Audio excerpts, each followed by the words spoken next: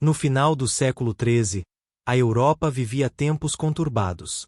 A Escócia, uma terra antiga de clãs e tradições, estava à beira de um confronto que mudaria sua história para sempre. Localizada no norte das Ilhas Britânicas, a Escócia era governada por um rei frágil, Alexandre III, cuja morte em 1286 deixou um vazio no trono.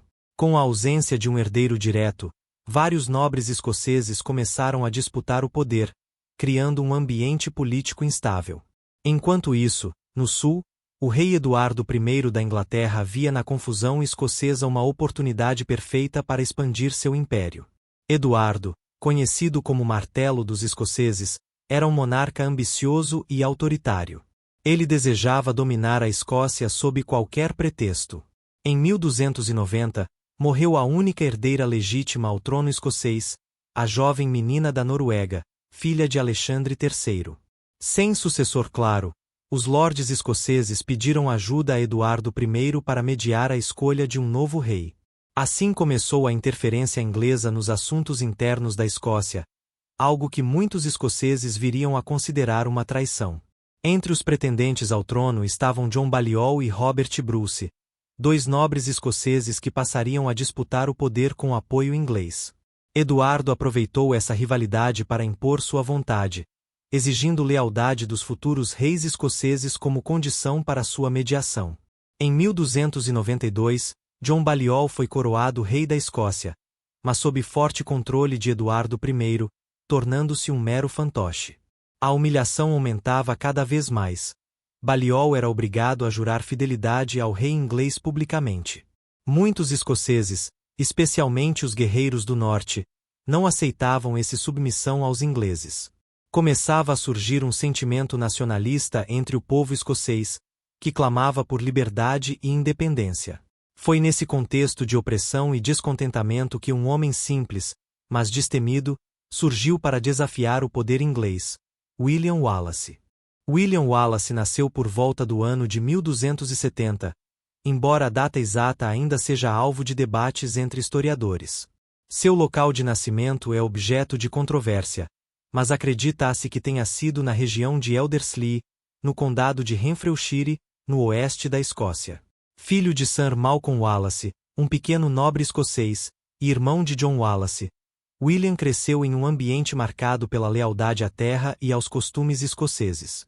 Desde jovem, demonstrava coragem e inteligência acima da média, além de habilidades excepcionais com armas e estratégias.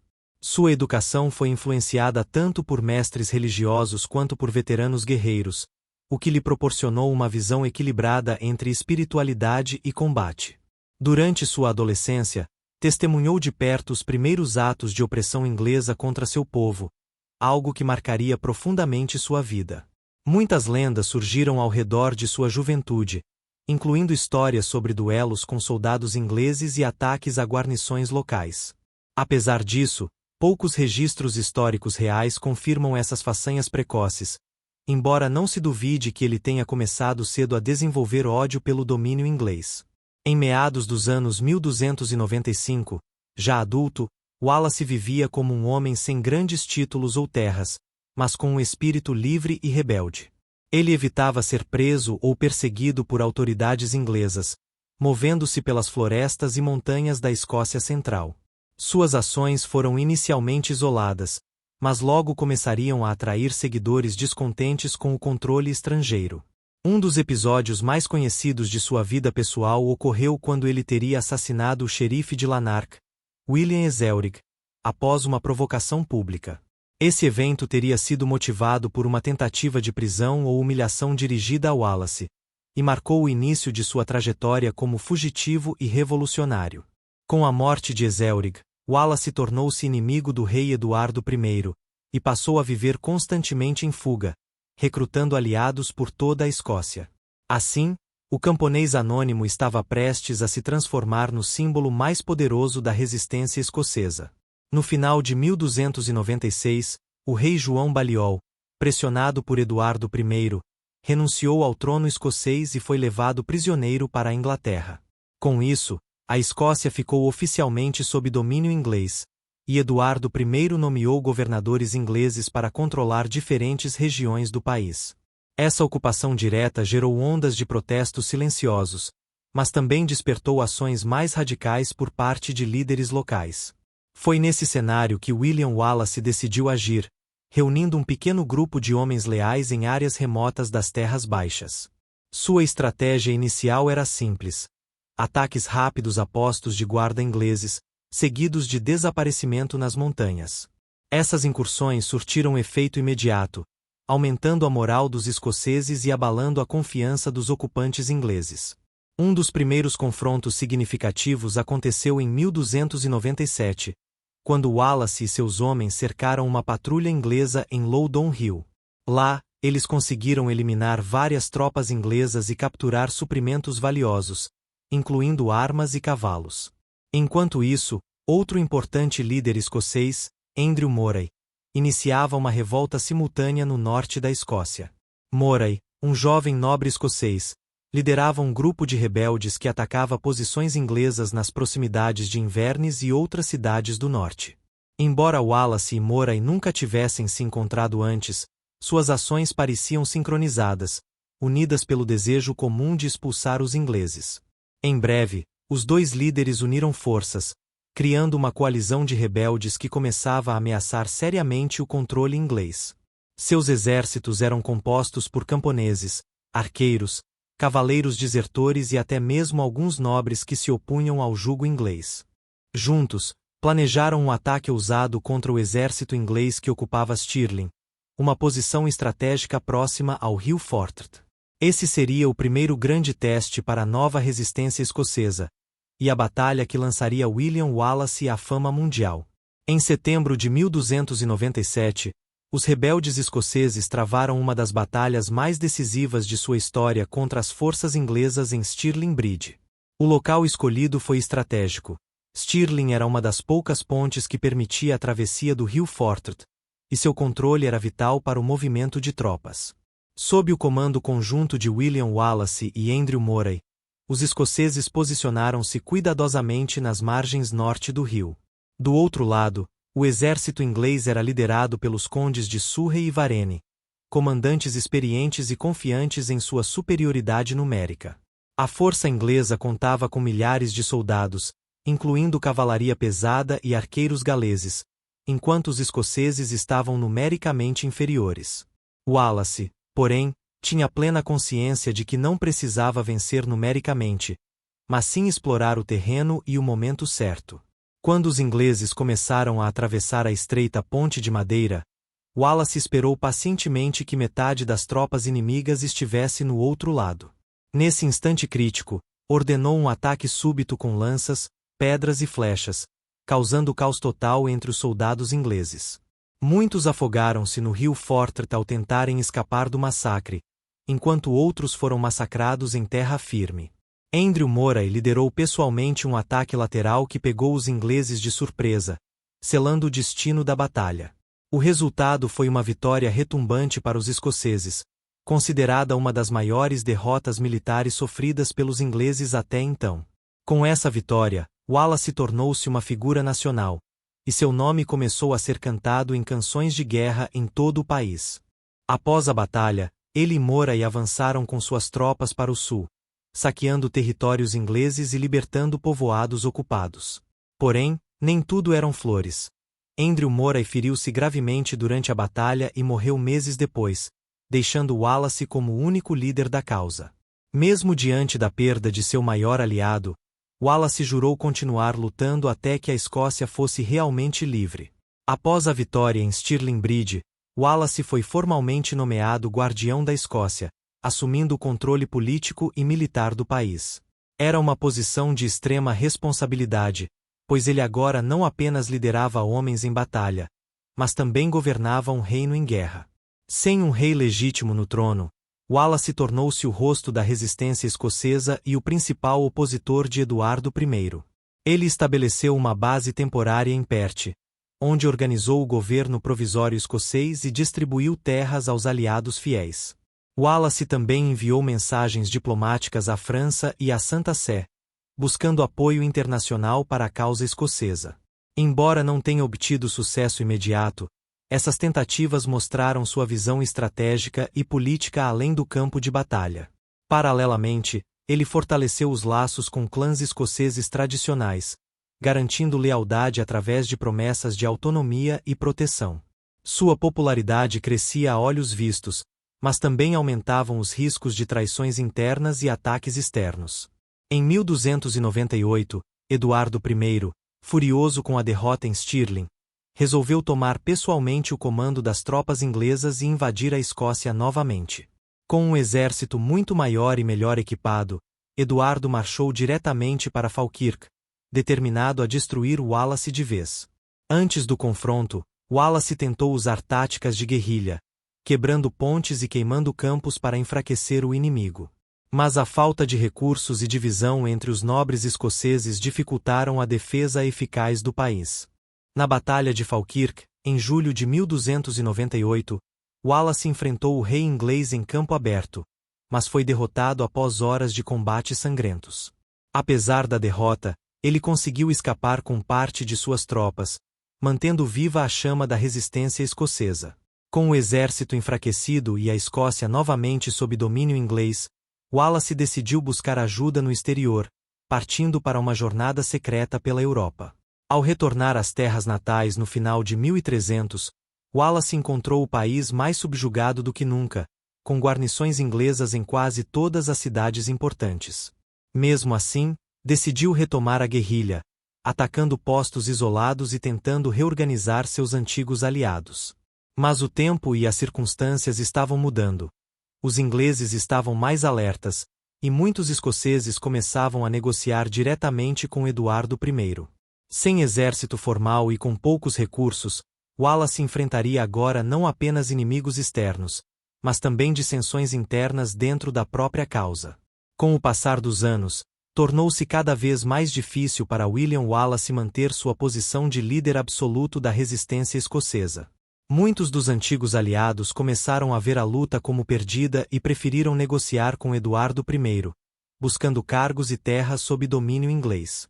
Entre esses homens estava Sir John de Soulis, que chegou a ser guardião da Escócia, mas acabou traído por outros nobres ambiciosos. Em meio a essa desunião, surgiram rumores de que alguém próximo a Wallace planejava entregá-lo aos ingleses em troca de favores. Em agosto de 1305, enquanto descansava em Glasgow após uma série de ataques surpresa, Wallace foi traído por um homem em quem confiava, Sir John Menteith. Menteith, um nobre escocês leal nominalmente à causa, convidou Wallace para uma reunião sob falsas pretensas de cooperação.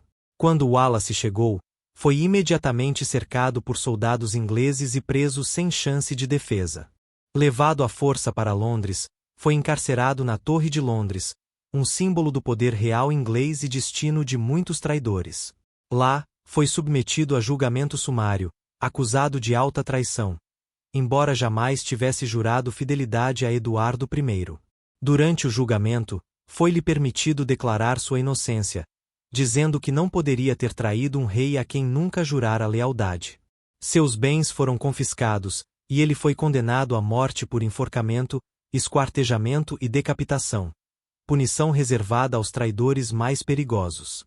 No dia 23 de agosto de 1305, Wallace foi levado pelas ruas de Londres em um carrinho, sendo humilhado e agredido pelo povo. Chegando ao local da execução, ele manteve a dignidade até o último momento, gritando Liberty, antes de ser executado. Seu corpo foi separado em partes e expostas em diferentes regiões da Inglaterra como aviso aos rebeldes. Sua cabeça foi colocada em uma lança e exibida em Londres, mas o espírito de Wallace não morreria com ele. Suas ações tinham plantado a semente da verdadeira revolução. Apesar de sua morte brutal, William Wallace não foi esquecido. Pelo contrário, sua execução serviu como combustível para novos levantes. Sua imagem como mártir da liberdade escocesa começou a crescer rapidamente, alimentada por canções, poemas e relatos orais. O poeta escocês Blind Harry escreveu décadas depois uma longa epopeia sobre a vida de Wallace, que se tornou fonte inspiradora para futuras gerações. Esse texto, embora contivesse elementos legendários, ajudou a manter viva a memória de Wallace como herói nacional. Enquanto isso, a luta pela independência escocesa não terminou com sua morte. Outros líderes emergiram, especialmente Robert Bruce. Robert Bruce, que outra vez negociara com Eduardo I, viu em Wallace um exemplo de resistência e coragem diante da opressão. Em 1306, Bruce declarou-se rei da Escócia e iniciou uma nova campanha de libertação, que culminaria anos depois na vitória em Bannockburn. Diferentemente de Wallace, Bruce possuía legitimidade real e apoio de parte da nobreza, o que lhe dava vantagens estratégicas. Mesmo assim, ele reconhecia que a coragem de Wallace havia pavimentado o caminho para a verdadeira independência escocesa. Nos anos seguintes, a figura de Wallace tornou-se um símbolo de resistência não só na Escócia, mas também em outras partes da Europa. Suas ações eram lembradas em movimentos de independência e revoltas contra regimes autoritários.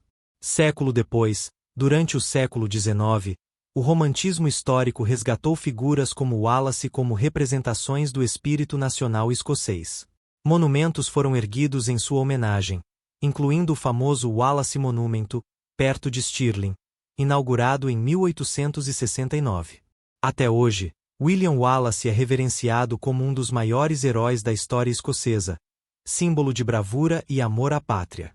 Sua luta, embora não tenha trazido vitória imediata, inspirou um povo inteiro a continuar buscando a tão sonhada liberdade. A história real de William Wallace é fascinante, mas nem sempre coincide com a imagem popular que dele se criou nos últimos séculos. Muitas das façanhas atribuídas a ele nas lendas e na mídia moderna são exageros ou criações artísticas destinadas a elevar seu status de herói.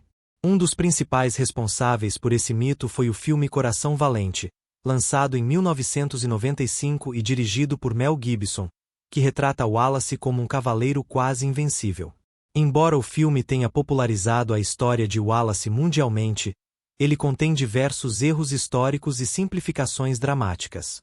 Por exemplo, o filme retrata Wallace como um simples camponês, quando na verdade ele era filho de um pequeno nobre e possuía certa educação. Além disso, a relação romântica entre Wallace e a princesa Isabel, filha de Eduardo I, é puramente fictícia, já que ela sequer existiu. A famosa frase Liberty, gritada por Wallace antes de sua morte, também não tem respaldo histórico, mas sim simbólico. Outra distorção está na forma como o filme mostra a Batalha de Falkirk, omitindo detalhes estratégicos e culpando erroneamente alguns nobres escoceses. Mesmo com essas imprecisões, o filme teve mérito ao reacender o interesse global pela história escocesa e pelo papel de Wallace. Além do cinema, obras literárias, peças teatrais e até jogos eletrônicos têm utilizado a figura de Wallace como inspiração.